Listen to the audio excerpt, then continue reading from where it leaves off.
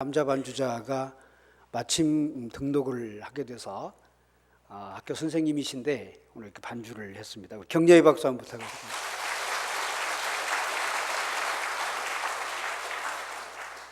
예, 온양중학교의 음악 교사로 근무 중에 있습니다. 예, 우리 서로 인사 나누십시다. 반갑습니다. 예, 축복합니다. 오늘 제 설교 제목이 조금 이상하지요? 예, 일월화수목금토. 무슨 설교 제목이 이런가? 그러실 것 같아서 제가 잠깐 설명을 좀 드리겠습니다. 제 대학 시절에 2학년 때로 기억이 되는데요. 동양철학을 강의를 들었습니다. 동양철학은 사실은 처음 접하는 것이기 때문에 용어조차도 굉장히 낯설고요.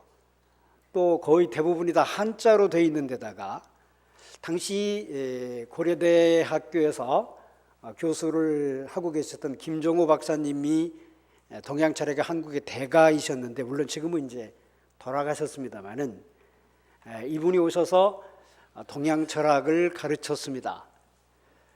60이 훨씬 넘으신 어르신이셨고 또 아마 틀니를 하셨던 것 같기도 하고요. 그래서 이게 발음이 좀 부정확한 데다가 흑판에다가 동양철학 강의를 하시는데 한자를 쓰실 때 완전히 초서로 써놓으니까 초보자인 우리는 무슨 말인지 도대체가 이해가 안 갔던 그런 기억이 있습니다. 시험은 어떻게 봤느냐? 그냥 달달달달 다 외워서 그분이 무슨 질문을 하든 노트 있는 대로 그냥 써버렸습니다. 무슨 말인지 못 알아들으니까. 사실은 말을 못 알아듣고 강의를 들었던 기억이 있고요. 무슨 말인지 모른 채로 답안지를 작성했던 그런 기억이 생생합니다. 제가 지금 여기에서 여러분들에게 그 설명을 조금 드릴 건데요. 이게 무슨 말인지 이해가 잘 안 가서도 그때 당시 우리 목사님이 굉장히 힘들었겠구나, 그런 생각을 하시고 들어주시기 바랍니다. 일월화수목금토 이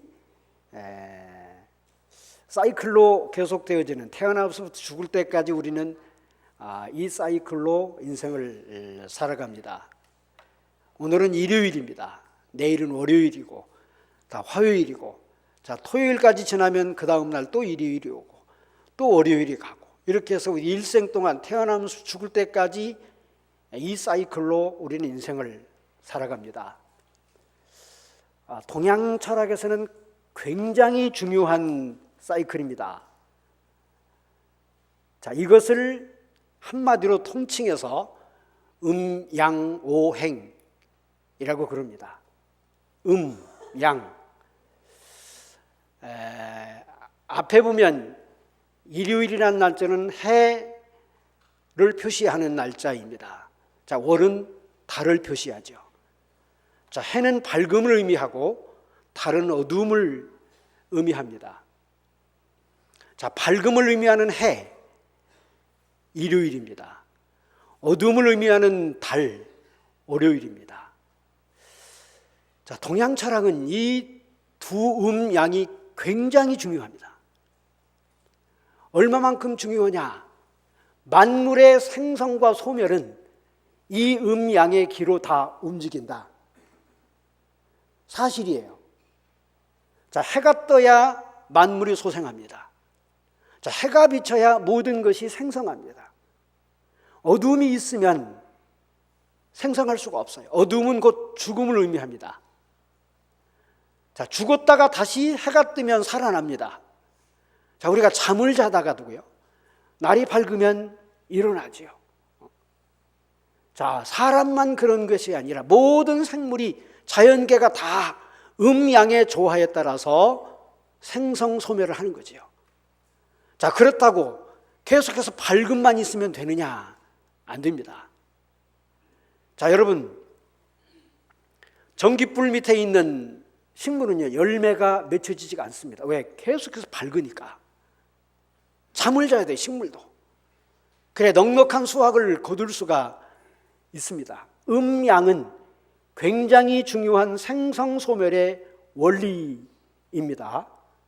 태양이 중요하듯이 달이 중요하고, 밝음이 중요하듯이 어두움이 중요하고, 행동하는 것이 중요하듯이 쉼이 중요하고, 남자가 중요하듯이 여자도 중요하고,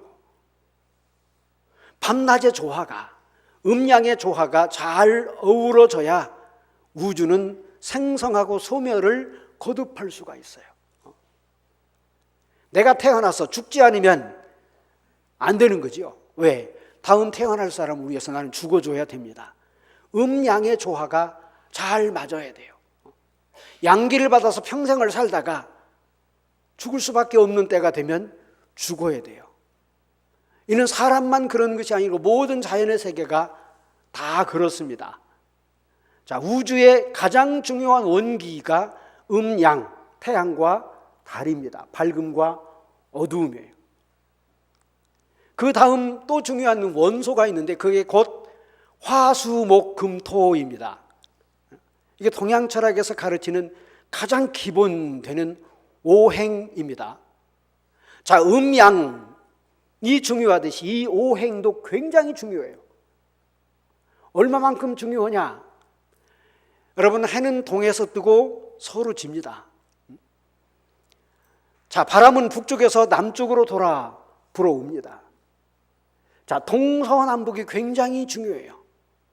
아울러서 봄, 여름, 가을, 겨울이 굉장히 중요합니다. 여름만 계속되면 안 되는 거지요. 겨울만 계속돼도 안 되는 거지요. 자, 그래서 겨울만 계속되는 북극, 남극 지방은 생명이 생성소멸하지가 않습니다. 다 죽어 있는 거지요. 따뜻하기도 해야 되고 차갑기도 해야 되고, 봄도 있어야 되고 가을도 있어야 되고, 동쪽도 있어야 되고 서쪽도 있어야 되고, 남쪽도 있어야 되고 북쪽도 있어야 됩니다. 자, 이것을 오행이라고 설명해요. 자, 예를 들면 화요일의 화자는 불화자를 씁니다. 뜨겁죠. 그래서 절기로는 여름입니다. 여름이 뜨겁죠.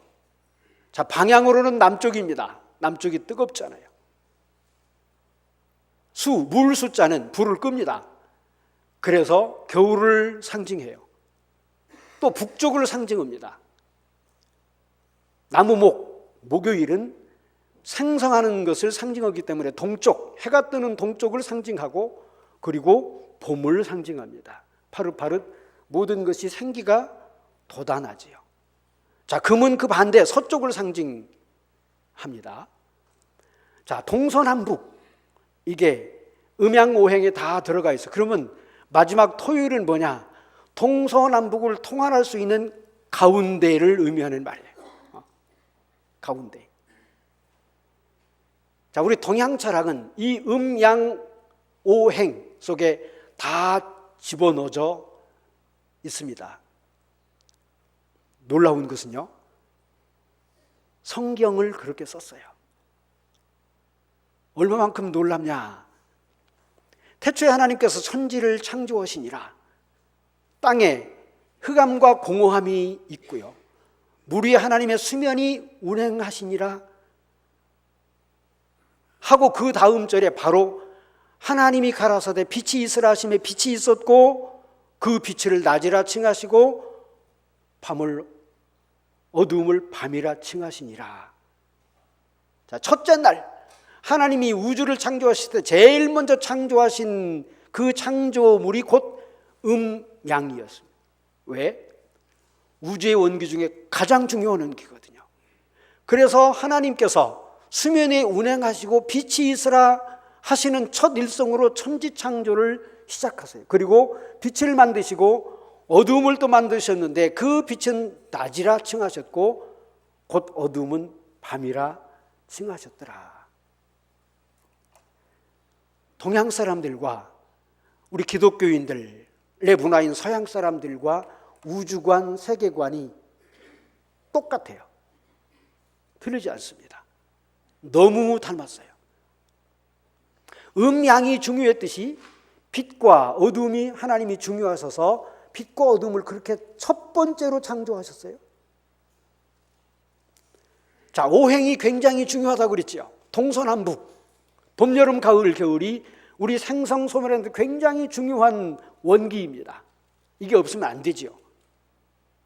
자, 그런데 우리 성경에 보면 하나님께서 창공에 광명을 두셨는데 그 광명을 구분하여 밤낮을 구분하셨고, 창세기 1장 14절에 보면 그랬습니다. 사시, 사철을 만드셨고 주야를 만드셨고 연한을 만드셨더라 라고 기록되어 있어요. 밤낮을 구분하시고는 사시사철을 이루시고 또 연한을 이루시고 또 일자를 이루셨더라. 너무나도 닮았어요. 동양 사람들의 우주관과 서양 사람들의 우주관이 굉장히 닮았습니다. 자, 이 동양 사람들의 우주관, 우리는 그 영향을 받아서 오랫동안 살아왔고 지금도 살고 있고 오랫동안 살아가야 돼요. 자, 그걸 우리가 부정할 수가 없습니다. 한 예를 들면 우리나라 국기는 태극기입니다. 자, 태극기의 문양에는 파란 것과 빨간 것이 반절로 딱 나눠져 있어요. 여기 빨간 것은 불을 상징합니다. 양, 파란 것은 꺼지는 것을 상징해요. 음을 상징합니다. 자, 우리 한국 사람들이 박영호라고 하는 사람이 태극기를 처음 구상을 했다고 그래요. 고종 황제가 그거를 국기로 인정한 이후로 지금까지 우리는 백수십 년 동안 그것을 그대로 태국 국기로 지금 삼아오고 있습니다. 뗄래야 뗄 수 없어요. 자, 오행. 여러분들, 우리나라 한국 사람들은, 아니 동양 사람들은 복을 오복이라 그랬습니다. 복이 더 많을 텐데 5개의 복만 지목했어요. 곡식도 굉장히 많을 텐데 오곡만 지목했어요. 색깔도 굉장히 많을 텐데 오색만 지목했어요.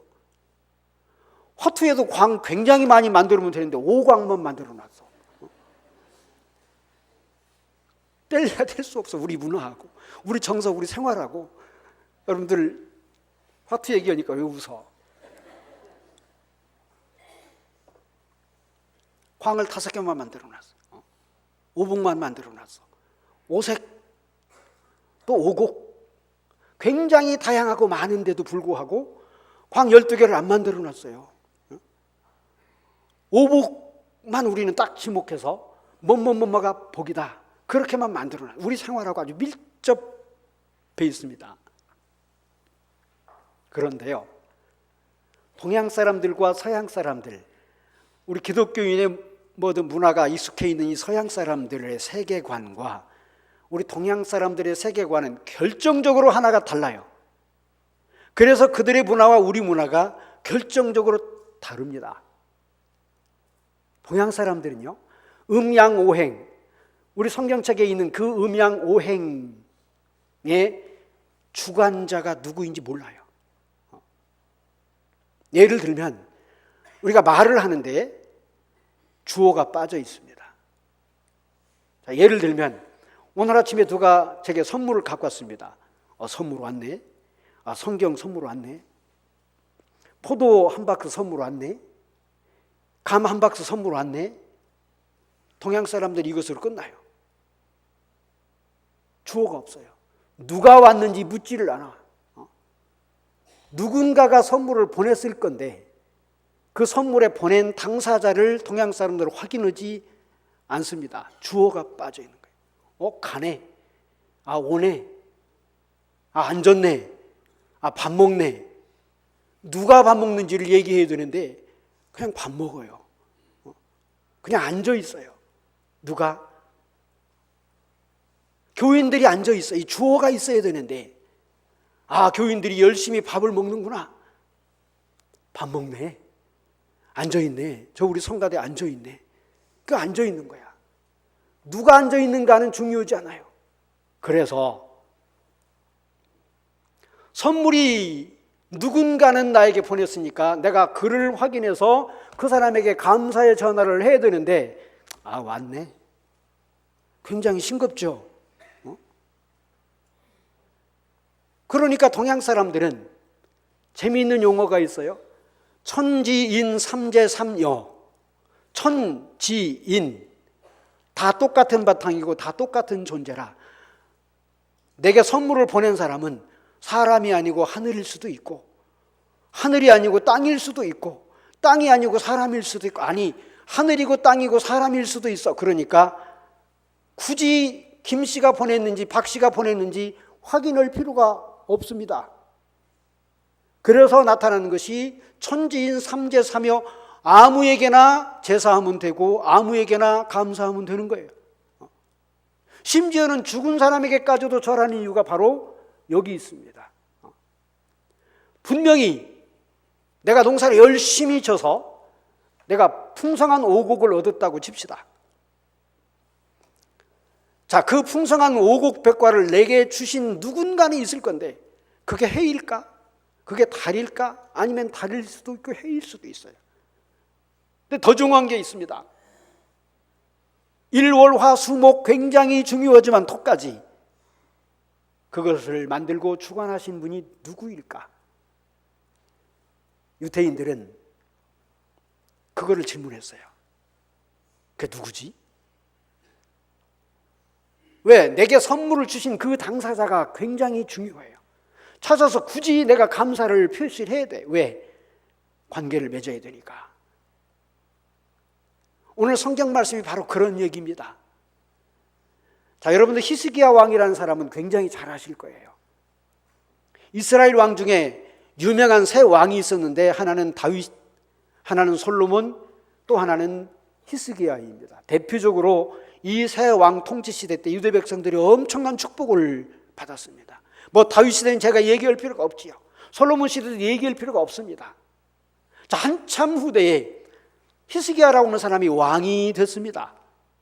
그런데 왕이 되고 히스기야가 제일 먼저 단행한 일이 있어요. 우리에게 선물을 주신 그분이 누구인가를 확인해서 그분께 감사하자. 이게 오늘 본문의 말씀의 요지입니다.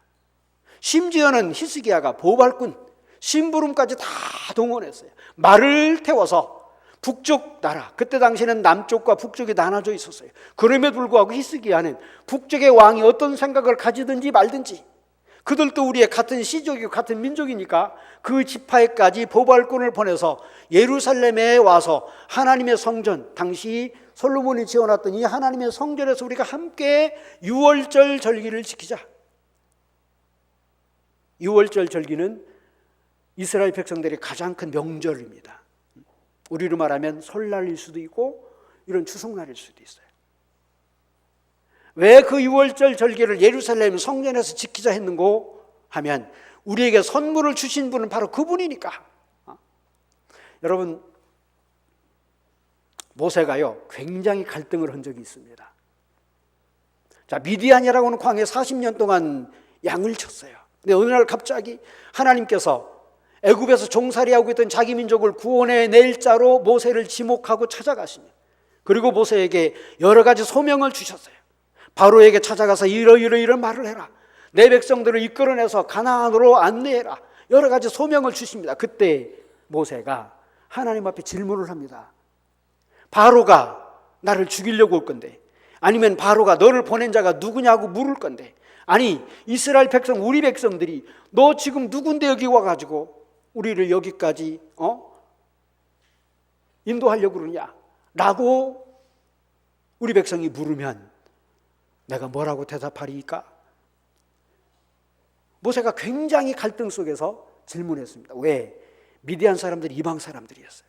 40년 동안 이방 사람들과 함께 어울려 살다가 보니까 본래 가지고 있던 신앙관이 다 없어졌어요. 특별한 소명을 다시 받고 모세가 질문을 합니다. 당신 누군데? 그때 하나님께서 분명히 모세에게 하신 말씀이 있습니다. 나는 스스로 있는 자 여호와니라. 즉 이 말씀은 내가 조물주이고 내가 창조자이고 내가 곡식을 만드는 자이고 1월 성신을 다스리는 자이고 일월화수목금토 오행 음양을 주관하는 자이고, 그러니 내 이름을 대라. 바로한테 가서도 내 이름을 대고 백성들한테도 가서 내 이름을 대고. 이게 모세가 하나님 앞에 질문을 하고 얻은 대답입니다. 아, 그렇구나. 알지 못하는 신에게 제사를 했던 내가, 알지 못하는 신들에게 제사를 했던 이 이방 사람들, 내가 다 구원할 책임이 있구나. 비로소 하나님의 음성을 모세가 듣고 애굽으로 갑니다. 정말로 하나님이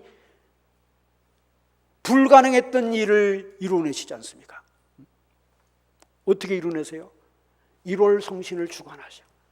1월 화수목 금토 음양 오행을 주관하시는 하나님이 전지전능하시니까 못할 일이 없어요. 바로 왕이 아무리 막강한 권세를 가지고 있다고 손치더라도 이스라엘 백성들이 430년 동안 거기서 종살이 하느라고 정신이 하나도 없었다고 할지라도, 그러나 모세의 음성을 바로가 듣지 않을 수가 없었습니다. 결국에는 바로가 손들지 않습니까? 엄청난 기적을 행해 보이시죠.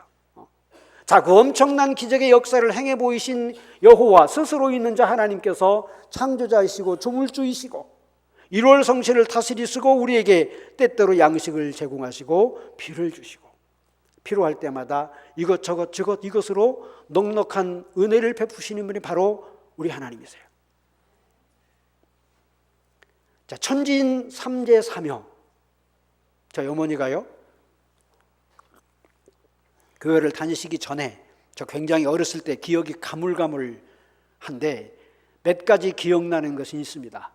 하얀 소복을 입으시고 아침에는 어김없이 뒷마당에 가셔서 장독대에 정한수 떠놓으시고, 그리고 어딘가에 기도를 하셨어요. 어딘가에 누군가에게 기도했는지 모르지만 열심히 기도를 하시는 모습, 제가 지금도 잊을 수가 없습니다.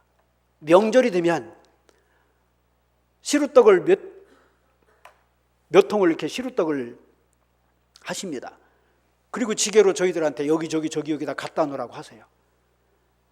자, 동네 사거리, 사람들이 많이 지나다니는 곳에다가 지푸라기를 한 움큼 집어주고 십자가를 해놓고 거기다가 반찬을 놓고 시루떡을 놓으라고, 그리고 하룻밤 지나서 그 시루떡 그릇을 가져오라고 하시죠. 심부름을 꽤 많이 했던 기억이 있습니다. 산신령한테 기도했다가 정한수한테 빌었다가 거리제를 지내셨다가 어디다가 기도하시는지를 몰라. 이게 우리 조상들이었어요. 그러니까 우리는 죽은 사람 앞에 가서도 절을 합니다. 100년 전에 죽었든 1000년 전에 죽었든 10년 전에 죽었든 그분이 우리에게 은혜를 베푸실 것이라고 하는 막연한 천지인 삼재사며 하늘에다가 빌었다가 사람에다가 빌었다가 땅에 빌었다가 나무에다가 빌었다가 정한수에다가 빌었다가 산신령 안에 빌었다가 큰 산 위에다가 빌었다가 주인이 없어요. 이게 우리가 지금까지 가지고 있던 정서입니다. 주관자가 뚜렷하지 않아. 그러니까 아무데나 가서 절해요. 아무데나 가서 제사를 드립니다. 모세가 너무 고민스러워서, 당시 모세가 살던 미디안이 그랬으니까, 당신 누굽니까? 그런 주권을 가지고 있는 당신이 누구냐? 비로소 하나님이 당신의 이름을 모세에게 알려주십니다. 그리고 엄청난 기적을 행사하게 하셔서 이스라엘 백성들을 구출해내지 않습니까? 가나안에 정착한 이스라엘 백성들에게 엄청난 축복을 베푸신 분 역시 또 하나님이세요. 나는 스스로 있는 자 여호와니라. 자, 오랜 세월이 지나서 이스라엘 백성들이 그 신앙을 다 잃었어요. 다 또 잊었습니다. 그래서 히스기야가 비로소 백성들에게 호소를 합니다. 오늘 말씀에 보니까 편지를 보내고 보발꾼들에게 일러 가로되, 그들이 일렀으되 그랬습니다. 여호와께로 돌아오라. 우리 조상들과 같지는 하지 말자 라고 하는 것이 히스기야가 보낸 메시지였습니다. 다행스럽게도 상당히 많은 사람들은 비웃었다라고 돼 있어요. 왜? 이스라엘 백성 중에 상당히 많은 사람들은 여기저기 여기에다가 산당을 만들어 놓고 막 빌었거든요. 그 산당에 때로는 아스다솔이 있었고, 때로는 아세라가 있었고, 때로는 바알신이 있었습니다.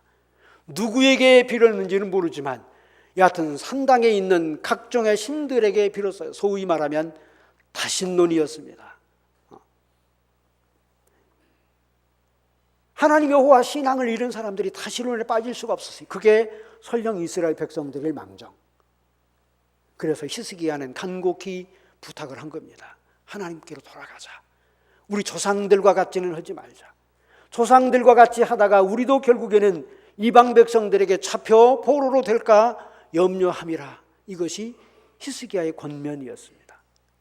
자, 이런 히스기야 왕의 아름다운 신앙과 이런 히스기야 말을 듣고 열심히 순종했던 믿음의 백성들이 생겨나기 시작했습니다. 하나님께서 히스기야 시대에 어떤 축복을 내리셨어요? 여러분, 히스기야가 병들어서 죽을 뻔했습니다.